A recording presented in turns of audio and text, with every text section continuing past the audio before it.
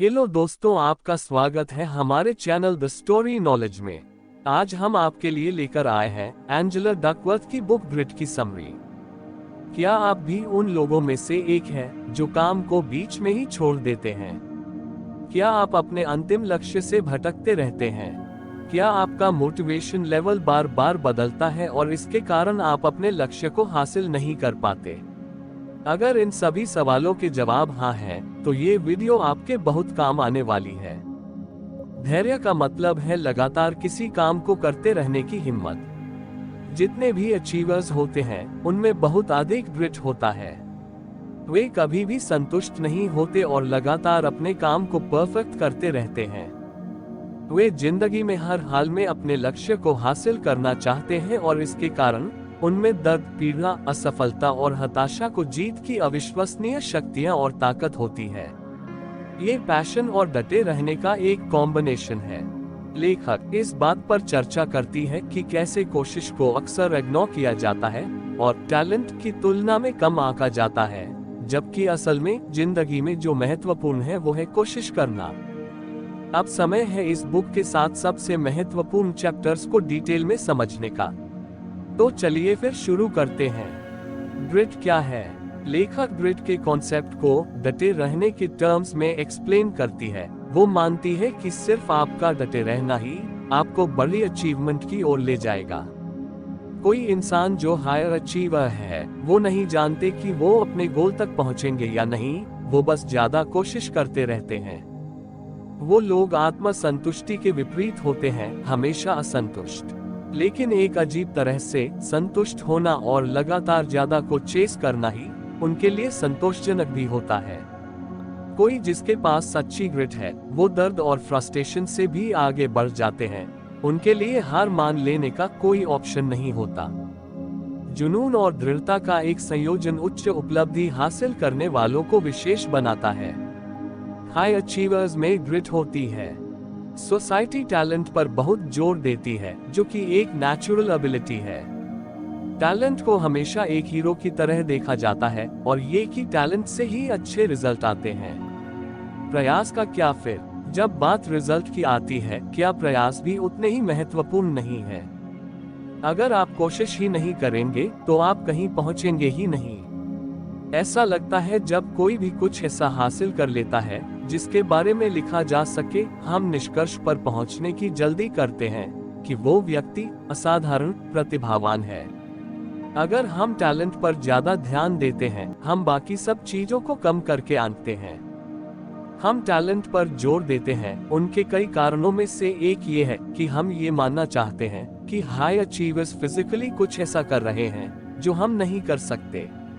एक ओलंपिक तैराक एक प्राकृतिक प्रतिभा के साथ पाया जाता है जिसे कोई कभी मैच ही नहीं कर सकता। ये साफ तौर पर उन अनगिनत ट्रेनिंग सेशन को इग्नोर करना है जो एक ओलंपिक तैराक कई सालों तक हर रोज पूल में करता है।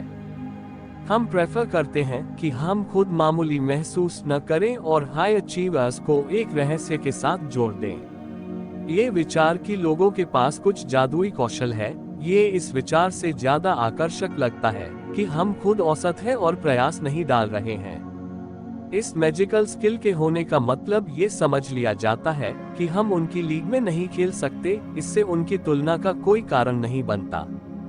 लेखक टैलेंट का फॉर्मूला समझाती है। टैलेंट वो है कि कितना जल्दी आपकी स्किल डेवलप होती है जब आप अपना समय और एफर्ट लगाते हैं, और अचीवमेंट आपके उन डेवलप किए गए स्किल का नतीजा है जिन्हें आपने सही काम के लिए इस्तेमाल किया है।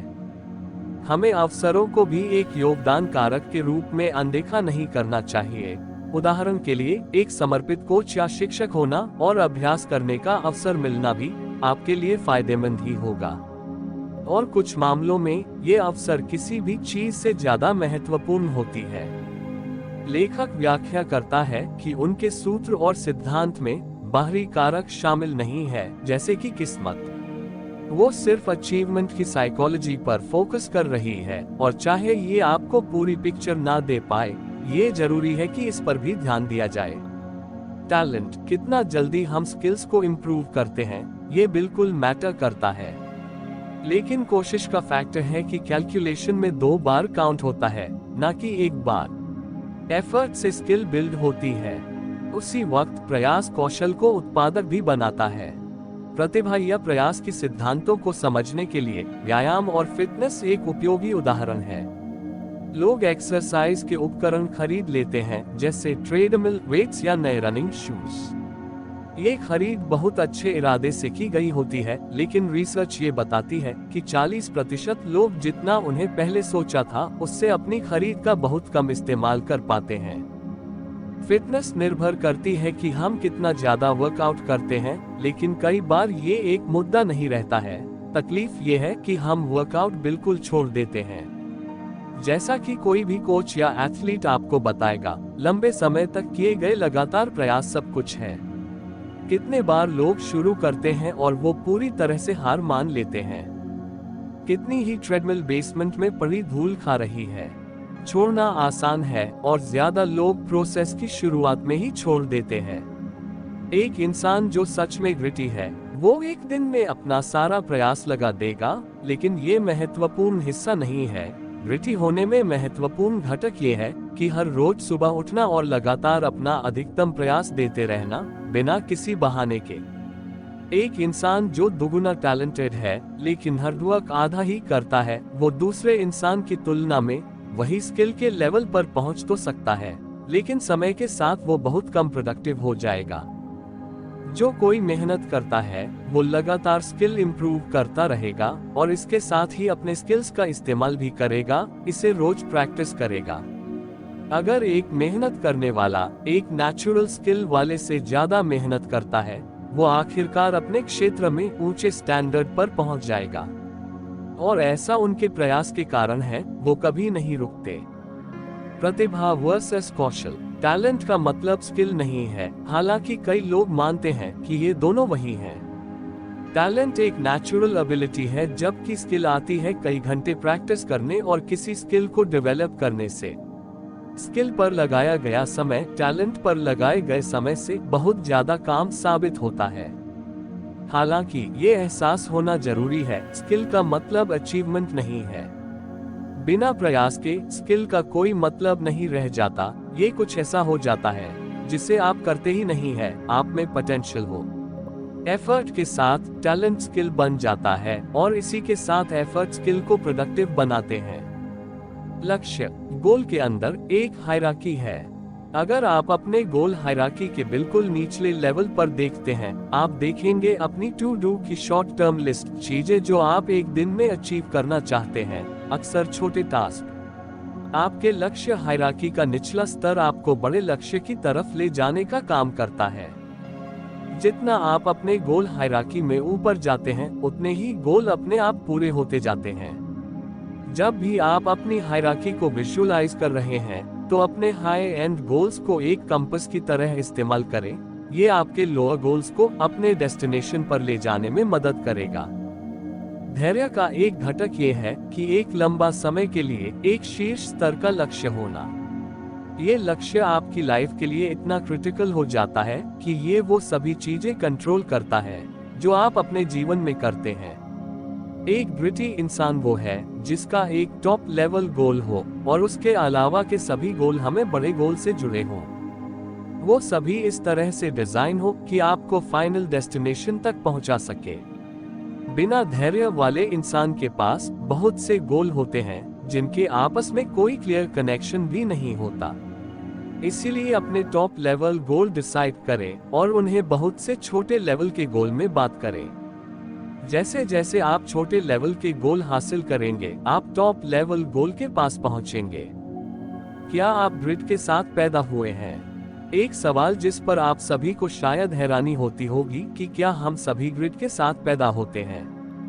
क्या ये हमारा हिस्सा होता है या कुछ ऐसा जिससे हम सीख सकते हैं? इसका कोई स्पष्ट जवाब नहीं है, और अगर आपको एक क्विक जवाब देना है तो आप कह सकते हैं कि आप कुछ हद तक इसके साथ पैदा होते हैं। अगर थोड़ी ज्यादा गहराई में जाए, कुछ धैर्य जेनेटिक्स से संबंधित होते हैं और बाकी अनुभव का परिणाम होती है। ग्रिट को कैसे शामिल करें? जीवन में सफल होने के लिए एक बच्चे को प्यार, लिमिट और लैटिट्यूड की जरूरत होती है। एक बच्चा जिसको लगातार सपोर्ट मिलता, उसकी सभी इज्जत करते हैं और उसे हाई स्टैंडर्ड पर रखा जाता है, उसे अपने फुल पोटेंशियल पर पहुंचने की क्षमता दी जाती है। जो माता पिता ये जानते हैं, वो अथॉरिटेटिव पेरेंटिंग या वाइस पेरेंटिंग को कर रहे हैं, बजाय माता पिता होने की शक्ति पर भरोसा करने के। जब बात पालन पोषण की आती है, तो वो खुद की ज्ञान का इस्तेमाल करते हैं, इस उम्मीद के साथ कि उनका बच्चा उनका अनुकरण करेगा और सफल होता जाएगा। बच्चे, खासकर छोटे बच्चे, अपने माता पिता को लगभग आंख बंद करके फॉलो कर रहे हैं। हम एक छोटी उम्र से ही सीख जाते हैं जो हमारे माता पिता करते हैं, किस तरह वो बात करते हैं और एक्ट करते हैं। हमारे पास कुछ नहीं होता जिसकी तरफ हम देख सकें, तो हम उन्हें ही कॉपी करने लग जाते हैं। कॉपी करना और अनुकरण करने में बहुत ज्यादा फर्क है। जितना हम बड़े होते जाते हैं, उतना हम अपने माता पिता के और दूसरे लोगों के एक्शन और व्यवहार को जज करने में सक्षम होते जाते हैं। इसलिए अगर हम एक्शन लेना तय करते हैं और एक निश्चित व्यवहार या एक्शन कॉपी करते हैं, तो ये एक बेहतर समझ के साथ होता है, बजाय ब्लाइंडली फॉलो करने के। धैर्य को अध्ययन करते वक्त लेखक बहुत सारे ग्रिटी लोगों से मिली जो अपनी सफलता को अपने माता पिता को समर्पित करते हैं।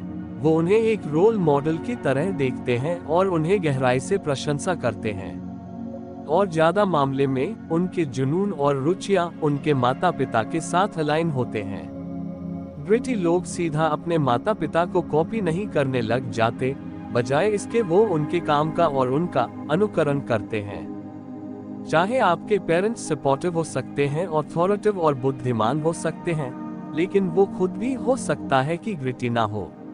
बिना लॉन्ग टर्म गोल, जुनून और मजबूत दृढ़ता को व्यक्त और लागू करें, माता पिता बच्चों में धैर्य नहीं भर रहे हैं। एक अभिभावक के रूप में अगर आप बच्चों को ग्रिटी बनाना चाहते हैं, तो पहले आपको अपना जुनून, लक्ष्य और डटे रहने की क्षमता को पहचानना होगा। क्या आप अपने लक्ष्य से चिपके रहते हैं और चाहे जो हो उनसे लगे रहते हैं? क्या ये स्टैंडर्ड आप अपने बच्चों के लिए सेट कर रहे हैं, या आपके पास लूज गोल भरे पड़े हैं जिसे आप अक्सर पूरी तरह से फॉलो करना छोड़ देते हैं? एक ग्रिटी बच्चे को बड़ा करते वक्त आपको खुद को ग्रिटी होना पड़ेगा। आप किसी को वो नहीं सिखा सकते जो आप खुद नहीं करते हैं। ग्रिट और स्कूल। कुछ बच्चों के लिए स्कूल मुश्किल और अनइंटरेस्टिंग भी हो सकता है। बच्चों को अपने दोस्तों के साथ लंच टाइम में खेलना दिलचस्प लग सकता है, लेकिन ये मुश्किल नहीं होता। रिसर्च साफ तौर पर उन बच्चों की पहचान कर लेती है जो अपनी रेगुलर स्कूल एक्टिविटीज के अलावा दूसरी एक्टिविटीज में भी शामिल रहते हैं और ओवरऑल बेहतर करते हैं। ये उनके स्कूल के अंक, उनके आत्मविश्वास, प्रतिबद्धता और उनकी क्षमताओं को भी फायदा पहुंचा सकती है।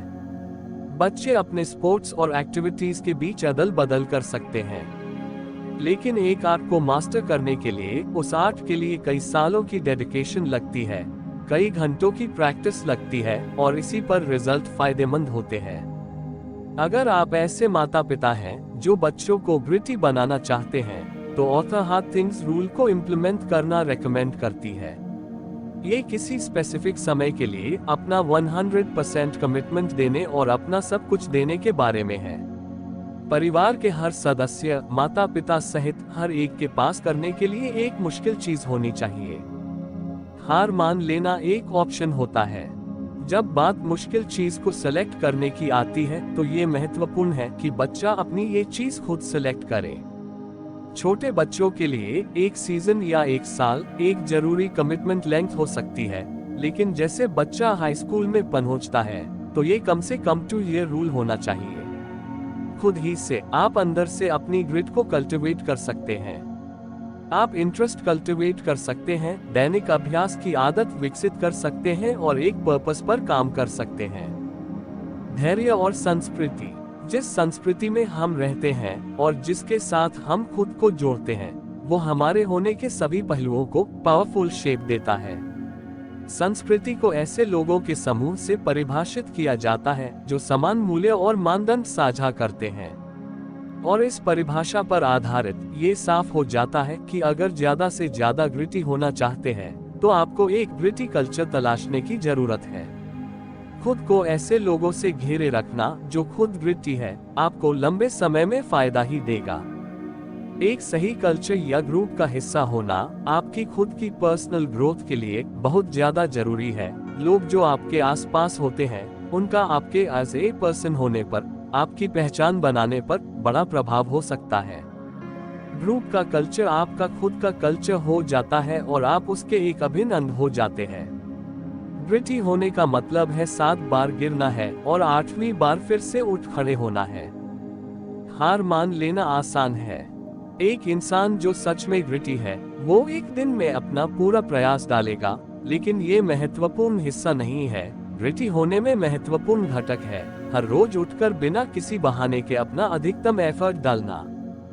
एक मेहनत करने वाला लगातार अपने स्किल्स इंप्रूव करेगा और एक के बाद एक उन स्किल्स का इस्तेमाल करेगा और इसे रोज प्रैक्टिस करेगा। टैलेंट और स्किल बराबर नहीं होते। टैलेंट एक नेचुरल एबिलिटी होती है, जबकि स्किल्स किसी चीज पर घंटों की प्रैक्टिस और स्किल को डेवलप करने से आती है।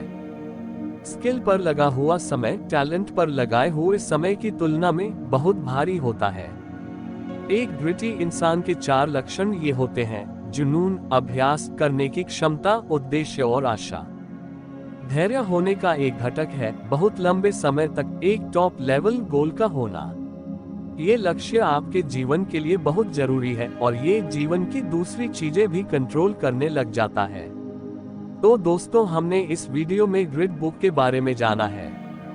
हमारा लक्ष्य है कि आप हमारे वीडियोस से हर दिन कुछ न कुछ सीखें और इससे अपने जीवन को बेहतर बनाएं। आपको वीडियो कैसा लगा कमेंट करें, इस वीडियो को लाइक करें और हमारे चैनल को सब्सक्राइब करें और इसे अपने दोस्तों के साथ शेयर करना न भूलें। मिलते हैं अगले वीडियो में। धन्यवाद।